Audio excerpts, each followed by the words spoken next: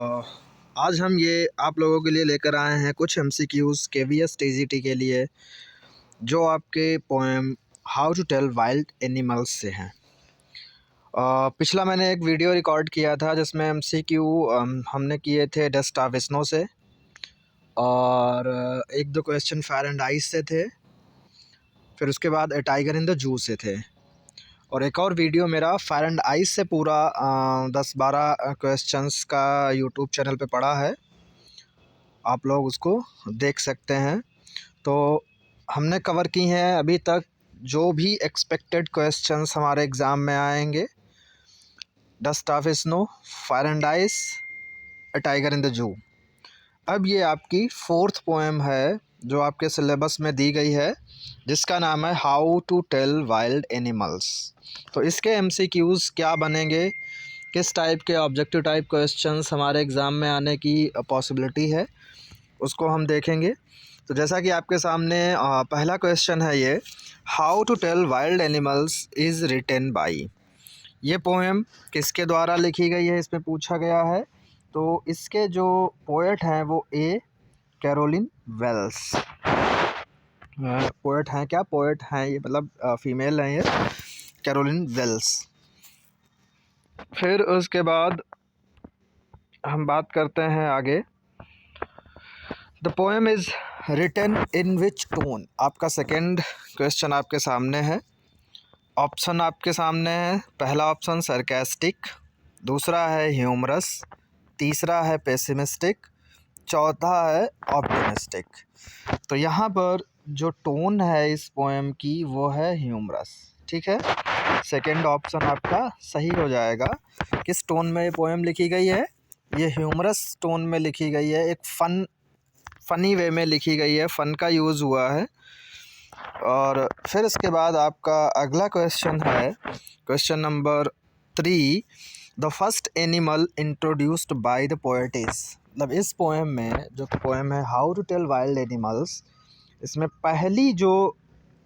पहला animal poet जो introduce करती है वो कौन सा है? तो ऑप्शन आपके सामने: Bengal tiger, Asiatic lion, leopard, panther. तो पहला जो एनिमल इंट्रोड्यूस किया जाता है वो है option number B, Asiatic lion. उसके बाद आगे बढ़ते हैं हम। फिर है the second animal introduced by the poetess. दूसरा जो एनिमल इंट्रोड्यूस किया गया वो कौन सा है? तो वो इसमें ऑप्शन दिए हैं: Bengal tiger, Asiatic lion, leopard, panther. तो दूसरा जो सेकेंड टाइम पे, मतलब पहला एशियाटिक लायन को इंट्रोड्यूस करती हैं वो, दूसरा जो है वो बंगाल टाइगर है। तो बंगाल टाइगर को वो इंट्रोड्यूस करती हैं। फिर नेक्स्ट क्वेश्चन है what is the correct introducing order of the animals. यहाँ पे कुछ ऑप्शंस दिए हैं, इनमें उनका सीक्वेंस क्या होता है, किस ऑर्डर में एनिमल्स इंट्रोड्यूस किए जाते हैं। तो जैसे पहला Asiatic lion, Bengal tiger, bear, leopard. दूसरा ऑप्शन है Asiatic lion, Bengal tiger, leopard, bear. तीसरा है leopard, Asiatic lion, Bengal tiger, bear. चौथा है bear, Bengal tiger, Asiatic lion, leopard. जैसा कि अभी हमने पढ़ा था कि बताया था, पहला एनिमल जो इंट्रोड्यूस किया जाता है वो एशियाटिक लायन है। तो इस हिसाब से एशियाटिक लायन आपके ए और बी में आ रहा है। दूसरा बंगाल टाइगर है, वो भी ए और बी में आ रहा है। अब बाकी बियर और लियोपार्ड में क्या होता है, बियर आखिरी में किया जाता है, लियोपार्ड उससे पहले किया जाता है, मीन्स। तो इस हिसाब से ऑप्शन बी आपका करेक्ट हो गया। ठीक है, तो यहाँ पे होगा ऑप्शन बी, पहला एशियाटिक लायन, फिर बंगाल टाइगर, फिर लियोपार्ड, फिर बियर। फिर उसके बाद आगे है question: which animal is she referring to when she says a noble wild beast greets you. जब पोएट ये लाइन यूज करती है a noble wild beast greets you, तो किस एनिमल का वो रेफरेंस देती है, मीन्स ये लाइन किस एनिमल के लिए यूज करी गई है। तो यहाँ पे ऑप्शन है Bengal tiger, Asiatic lion, leopard, bear. तो जो ऑप्शन होगा आपका, ये लाइन यूज करी जाती है बंगाल टाइगर के लिए। ठीक है, फिर उसके बाद आगे next: which animal does kill you by taking a leap on you. कौन सा एनिमल है इस पोएम के अकॉर्डिंग जो आपके ऊपर छलांग लगाकर, लीप कर कर के वो आपको किल करता है, तो वो भी है आपका option number C, leopard. Leopard एक ऐसा एनिमल है जो आपके ऊपर छलांग लगा करके आपको किल करता है। फिर उसके बाद which animal do you find while walking in A yard. कौन सा एनिमल ऐसा है जब आप किसी ओपन एरिया में घूम रहे हो और तब वो आपको मिलता है, तो वो है आपका ऑप्शन नंबर डी, बियर। ठीक है, बियर की बात करती हैं, बियर के बारे में यही बताती हैं कि वो जो है, हम जब बाहर यार्ड में होते हैं तब वो आता है और वो क्या करता है, हक कर करके गले लगा करके वो किल कर देता है। तो who smiles while catching there pray. कौन ऐसा एनिमल है जब वो अपने शिकार को पकड़ता है तो वो स्माइल करता है, तो वो हीना है, ऑप्शन ए। ठीक है, फिर उसके बाद नेक्स्ट है, what is the difference between chameleon and a lizard. Lizard and chameleon के बीच में क्या डिफरेंस होता है, तो chameleon doesn't have ears and wings. ठीक है, तो हमारा ऑप्शन ए ही सही है। चैमेलियन जिसको हम गिरगिट बोलते हैं, तो उसके ईयर्स एंड विंग्स नहीं होते हैं। ठीक, फिर उसके बाद नेक्स्ट है, name the literary device used in the line he hasn't any ears at all. तो ये जो लाइन लिखी है इसमें पूछा गया है कि इस लाइन में कौन सा literary device means figure of speech use किया गया है। तो ये एच की साउंड यहाँ पे रिपीट हो रही है और वो भी इनिशियल साउंड है, तो एलिट्रेशन हो जाएगा हमारा ऑप्शन नंबर बी। ठीक है, फिर आगे बढ़ते हैं, who cries while catching there pray.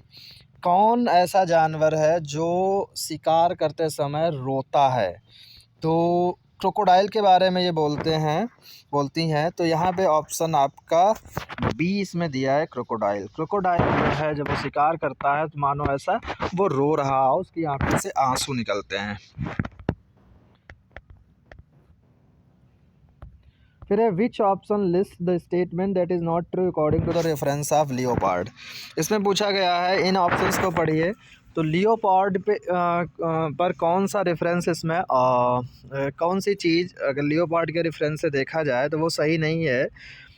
तो पहला ऑप्शन है, the poet ask the reader to hide on seeing the leopard.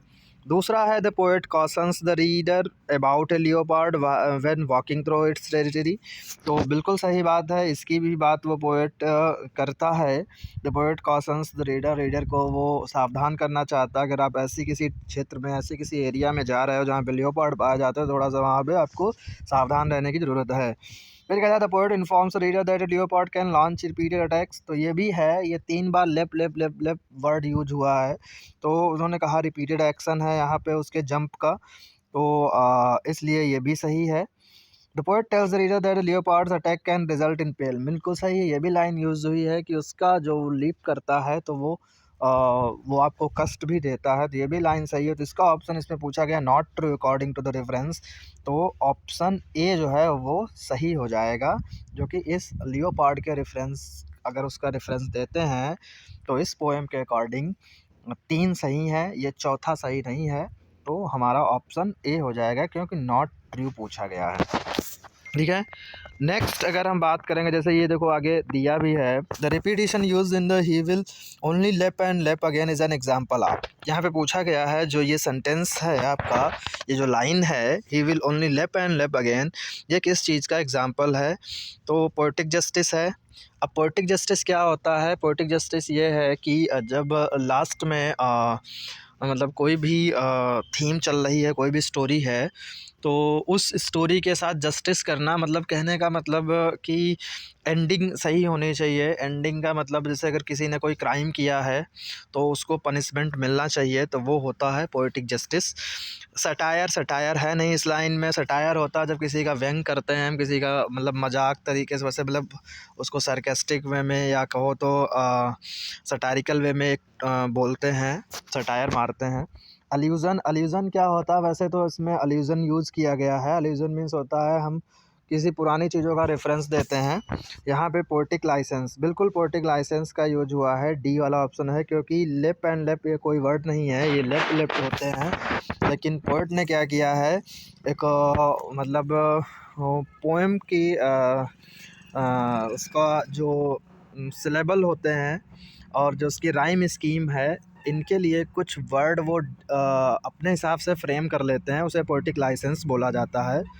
तो यहाँ पे पोएटिक लाइसेंस होगा। मतलब मीटर एंड फीट का ध्यान में रखते हुए उनको बनाना होता है, अपना राइमिंग स्कीम भी देनी होती है, फॉलो करना होता है पैटर्न को। तो इस वजह से वो किसी भी वर्ड को अपने तरीके से लिख सकते हैं, तो वो पोएटिक लाइसेंस होती है। फिर उसके बाद इसमें नेक्स्ट क्वेश्चन है, in which case the poet uses bewilderment. किस केस में पोएट बिविल्डरमेंट का यूज करता है? तो पहला है discovering the similarity between different preys of beast. दूसरा है analysing habits of beasts that prey on hyenas, knowing the difference between several beasts of prey. चौथा है drawing the similarities between crocodile and hyenas. तो यहाँ पे जो इसका correct option होगा वो होगा knowing the difference between several beast of prey. इस चीज़ में बिविल्डरमेंट, और बिविल्डरमेंट मुझे समझ में ना आए मतलब कि क्या है, तो इसी वजह से वो समझाने की कोशिश करता है कि क्या डिफरेंस है अलग अलग एनिमल्स में के शिकार करने के जो तरीका, जो स्टाइल है। तो ऑप्शन सी हो जाएगा यहाँ पर। नेक्स्ट है choose the crocodile fact that is related to the poem. यहाँ पे क्रोकोडाइल फैक्ट आप चूज करिए जो इस पोएम में दिया गया है, मतलब कि क्रोकोडाइल के बारे में क्या फैक्ट सही है, जो भी उसके बारे में इस पोएम में बताया गया। तो लाइन पढ़िए इसमें। पहला है, they have webbed feet which do not use to propel them through water, allow them to make fast turns and sudden moves in the water or initiate swimming। दूसरा है absence of sweat glands and so release heat through their mouths, making them often sleep with their mouths open। तीसरा है 99% of crocodiles are eaten in the first year of their life by large fish, hyenas, monitor lizards and larger crocodiles। चौथा है violating they swallow too much air which gets in touch with lacrimal glands and cause them। यहाँ पर actually थोड़ा सा छूट गया है, cause them tears है, तो उसको हम यहाँ पे लिख देंगे। रुक जाइए, वेट करिए। cause them shedding tears, ये आपका यहाँ पे शेडिंग टीयर्स इसमें ऐड कर लीजिएगा इस ऑप्शन में, मैं लिखना भूल गया था। तो इसका ऑप्शन डी ही सही है, क्योंकि यही एक फैक्ट है जिसकी वजह से अभी एक क्वेश्चन आया था, जब वो प्रे करते हैं, जब शिकार करते हैं क्रोकोडाइल्स, तो क्यों वो रोते हैं। तो रोने का कारण यही है कि while eating they swallow too much air which gets in touch with lacrimal glands and cause them shedding tears. इसी वजह से वो उसके जो आंसू हैं वो निकलते हैं। ठीक है, तो ये मैं भूल गया था। चलिए next, with whom is chameleon compared with. किसके साथ चैमेलियन का तुलना करी गई है, जो गिरगिट होता है उसकी किसके साथ तुलना करी गई है। तो जब पोएम को पढ़ते हैं तो पाते हैं वो लिजर्ड, ऑप्शन ए सही है इसका, लिजर्ड के साथ उसकी तुलना करी गई है। Next, the word discern means. Discern का क्या मतलब है यहाँ पर? तो डिसर्न का मतलब है see, identify. Identify and discern का मतलब सेम होता है, पहचानना।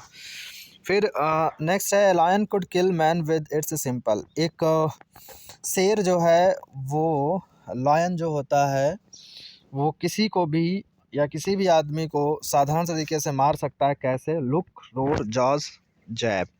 तो पोएम में जो यूज किया गया उसका जो रोर होता है, जो उसके गुर्राने की जो आवाज़ होती है, वही इनफ है आदमी को किल करने के लिए। तो इसका ऑप्शन बी सही हो जाएगा। The poet was talking about the jungle of.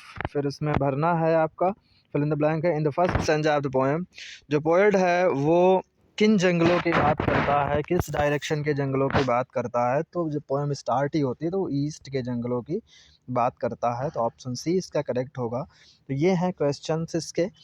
और अब हम इसके बाद नेक्स्ट पोएम के भी कुछ क्वेश्चन आंसर तैयार करेंगे, तो उस पर भी एक वीडियो बनाएंगे। ऐसे सारी पोएम्स कर लेंगे और आज शाम को एक क्लास भी ले लेंगे, कुछ ऐसा डिस्कशन कर लेंगे जो गूगल मीट पे चलेगी, और क्या क्या क्वेश्चंस बन सकते हैं। तो तब तक के लिए इसको आप देखिए, और फिर बाद में अभी ये कर रहे हैं इस तरीके से, बाद में जो भी क्वेश्चंस मैं फ्रेम करता जाऊंगा। जैसे अभी थोड़ा टाइम कम मिल पा रहा है मुझे, तो ऐसे क्वेश्चन मैं बना लेता हूँ। इनमें से और भी क्वेश्चंस क्या बन सकते हैं, मैं उनको थोड़ा सा बाद में एक ओवरऑल एक MCQ करा दूँगा। ठीक है, तो तब के लिए बाय।